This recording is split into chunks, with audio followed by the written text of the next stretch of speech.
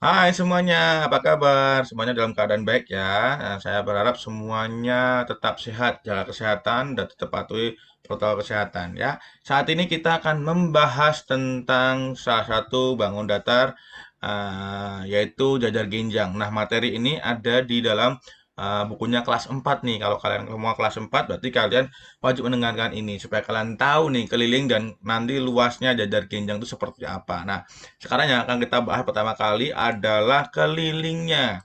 Keliling, kita akan membahas tentang keliling. Apa saja yang perlu kita bahas dalam keliling ini? Keliling nanti berarti kita akan membicarakan tentang bagaimana cara untuk mencari kelilingnya. Yang kedua, kita akan membahas tentang bagaimana cara mencari sisi pada jajar genjang jika diketahui keliling dan mungkin salah satu sisinya aja. Seperti itu ya. Yang pertama kita akan bahas tentang keliling. Keliling itu sendiri adalah garis-garis yang mengelilingi bangun datar tersebut. Berarti di sini ada garis AB ditambah dengan BC, ditambah dengan CD, kemudian ditambah dengan AD. Itulah garis-garis yang mengelilingi jajar genjang tersebut. Nah, kita langsung masukkan aja. AB-nya berapa? 6 cm. AB-nya ketahuan 6 cm. BC-nya berapa? Kita tahu BC-nya adalah 5 cm. Kemudian yang berikutnya adalah CD. CD berapa? Itu kan nggak diketahui CD-nya. Kalau tidak diketahui, berarti kita lihat ada tandanya di situ. Ah, ada garis dua. Berarti CD-nya itu sama dengan AB. Panjangnya CD sama dengan AAB. Berapa berarti? 6 cm. Kemudian ditambah dengan garisnya AD. Garisnya AD ada tandanya bahwa ada garis satu kecil. Nah, itu menandakan bahwa dia sama dengan BC. Berarti berapa? 5 cm. Seperti itu caranya untuk mencari keliling pada jajar genjang. Kita tinggal jumlahkan. 6 tambah 5 adalah 11. 11 ditambah 6 adalah 17. 17 ditambah 5 adalah 22 cm. Itulah cara untuk mencari keliling pada jajar genjang. Nah, yang kedua, sekarang kalau seandainya diketahui kelilingnya bagaimana? Jika diketahui kelilingnya, misalnya kita akan mencari AD. Kita akan cari AD, sisi AD. AD berapa panjangnya? AD tanda tanya gitu ya. AD itu berapa panjangnya? Nah, cara untuk mencari AD adalah kalau diketahui kelilingnya berarti kalian perlu tahu keliling. Kemudian jangan lupa dikasih tanda kurung dulu deh. Dikurangi 2 kali 8 cm. Karena salah satu sisinya diketahui AB itu 8 cm, berarti dia punya dua sisi yang sama. Artinya AB sama dengan CD. Berarti kita kurangi. Berarti yang diketahui di situ AB dan CD sudah ketahuan panjangnya. Berarti dikurangi 2 dikali 8 cm. Seperti itu. Kemudian jangan lupa bahwa itu belum selesai. Kita harus bagi dengan 2. Kenapa kok dibagi dengan 2? Karena AD memiliki panjang dengan BC. Kalau tidak dibagi dengan 2, nanti BC-nya kan tidak kebagian. Seperti itu ya. Jadi AD itu cara mencarinya sisi AD yang miring itu keliling dikurangi 2 dikali 8 cm.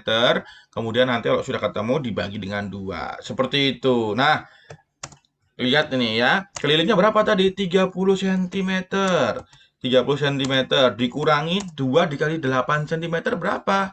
16 cm. Betul sekali. 16 cm. Nanti kita bagi 2. Oke, ketahuan sekarang. 30 dikurangi 16 adalah berapa? 14 cm. Kita bagi dengan 2. Berapa ketemunya? Yaitu 7 cm. Nah, sekalian saya ingetin, kalau kalian ketemu operasi hitung, pengurangan dan perkalian dalam satu tempat yang sama, itu yang dikerjakan terlebih dahulu adalah perkalian dulu. Jangan lupa, kerjakan perkalian dulu, baru nanti pengurangan atau penjumlahan. Seperti itu ya. Nah, begitulah cara untuk mencari sisi AD pada jajar genjang ABCD yang ada di dalam gambar kita. Seperti itu ya. Sudah bisa dimengerti? Nah, setelah ini kita akan bahas tentang luas. Oke? Oke, kalau tadi kita sudah membahas tentang keliling, sekarang kita akan masuk ke pembahasan tentang luas. Nah, tentang jajar genjang ini. Kalau luas jajar genjang itu kita bisa rumuskan dia untuk mencari luasnya, luas jajar genjang nih, luas jajar genjang sama dengan alas dikali tinggi. Alas dikali tinggi. Nah, kalau tingginya di situ, kalau di dalam gambar itu yang jajar genjangnya A, B, C, D, itu tingginya yang mana sih yang kita anggap sebagai tinggi? Yang dianggap sebagai tinggi itu adalah garis yang tegak lurus dengan alasnya, ya. Jadi garis yang tegak lurus dengan alasnya itu kita sebut sebagai tingginya. Kenapa kok bukan BC? Kenapa kok bukan BC yang garisnya tuh miring? Kenapa kok bukan itu? Kenapa kok harus yang garisnya tegak lurus? Nah, memang tingginya itu dianggap sebagai tinggi ketika dia itu tegak lurus dengan alasnya. Jadi yang kita ambil untuk tingginya adalah yang garis berwarna merah yang mempunyai panjang 4 cm. Nah, caranya bagaimana? Luas jajar genjang adalah alas dikali tinggi. Kita tinggal masukkan aja.